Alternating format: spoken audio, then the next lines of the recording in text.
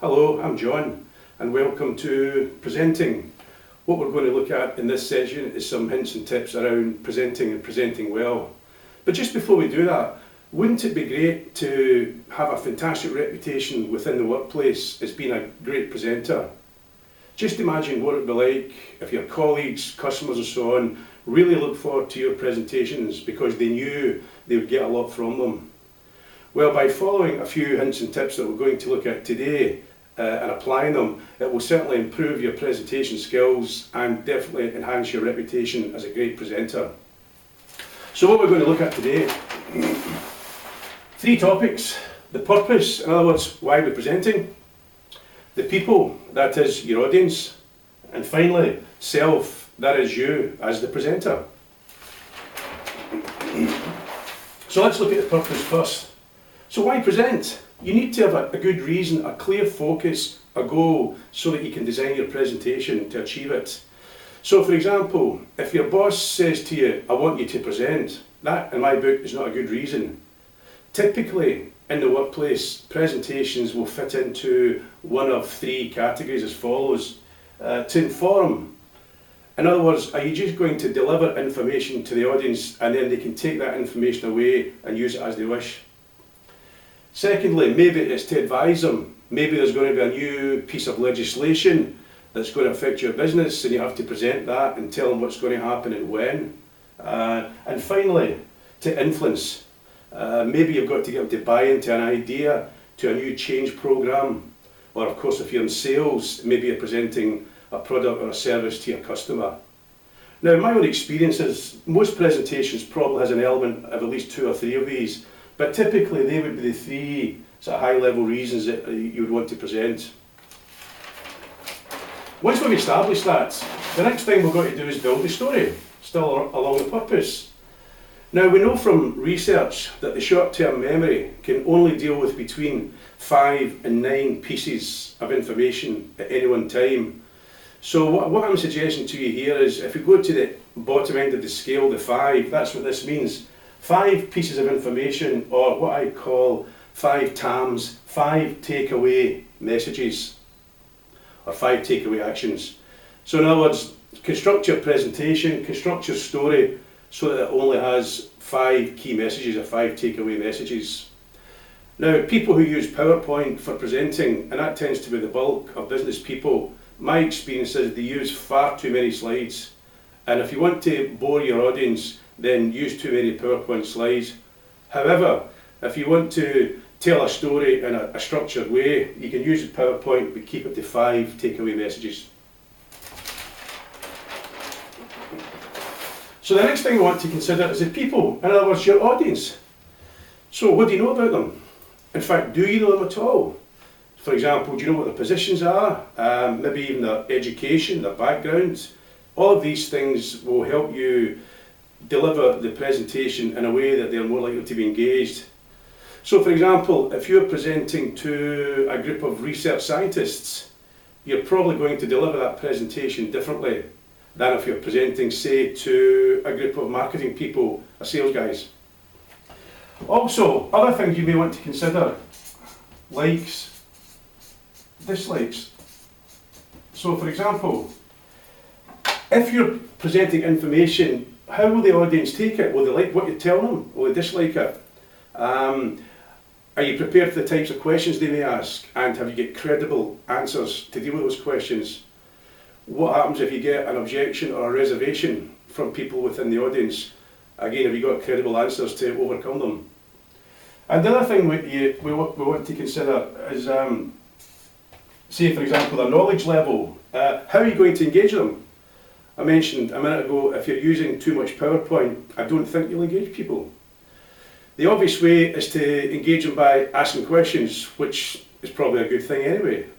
All you've got to decide is when do you ask the questions. Do you ask the questions as you go through the presentation, or if it's a short presentation, maybe you'd rather keep the questions till the end.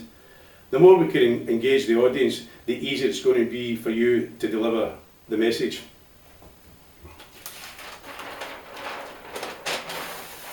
Now finally, self, you as a presenter. Let's have a look at this. The audience is less likely to believe the message if they don't believe the messenger. And what you don't want is your audience to be acting like this, of course. How many times have you been in a presentation, a member of the audience, and the presenter may be absolutely an expert in their field, they may be technically brilliant, but they just don't engage the audience because maybe they're too monotone, they've no animation, nothing's happening. So we really need to be able to engage the audience, and you've really got to kind of present yourself as well as the information. So let's look at some issues we need to consider. So, what's going on inside your head?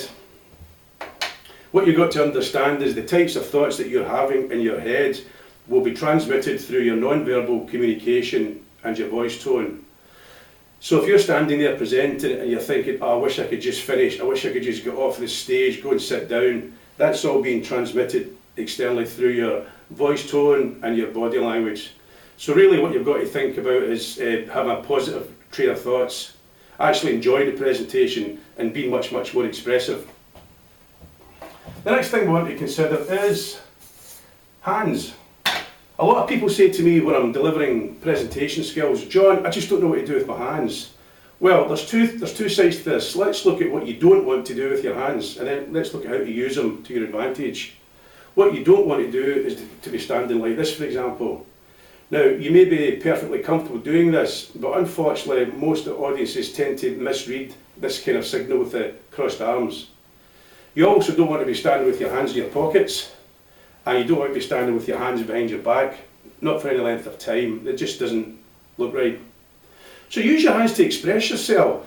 So for example, as you're making points or making statements, use your hands to gesture. So I might say something to the audience like, I'm really excited about version 3 of this software, and it includes significant new features which we're going to look at now.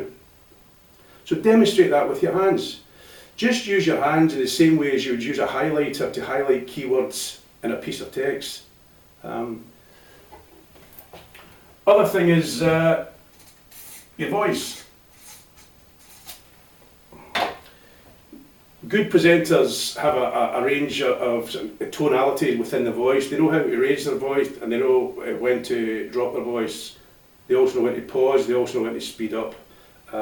Once again, like your hands, you can use your voice to emphasize maybe a key statement or a key benefit. And when you do that, make this key statement, make the key benefit, and then pause for a second or two, just to allow the audience to absorb and reflect what you've told them. So for example, I might say something to the audience like, one of the benefits you'll enjoy from this new process is a 5% reduction in wastage. 5%. Just give them a few seconds to absorb that powerful statement. And also have the courage and the confidence to pause. Pause gets attention, pause creates an effect. And the final part here is what do you do with your feet? Now, you can have, if you're stuck next to a podium, probably not a lot you can do, particularly if you're wired up, you've got to stay there. If you've got a bit of space, you can easily walk about just to engage the audience. However, if you feel that you just want to stand in a specific spot, the best way is to stand with your feet about the same width apart as your shoulders. That sort of gives you balance. And it allows you a bit of flexibility as well, particularly if you're standing near the flip chart or the screen if you're using PowerPoint. So let's just summarise. We need to have a clear purpose, a really good reason for telling a story. We then build the story and base it around the 5 terms, 5 takeaway messages, key messages. And understand your audience. The more you know about the audience, their background, their education, their job functions, their positions, types of questions they may have, the easier it is to deliver that and manage their expectations and engage them more thoroughly. And last but not least, you.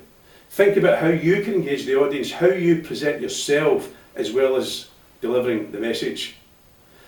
So I hope these hints and tips will help you, and I look forward to speaking to you soon. Bye.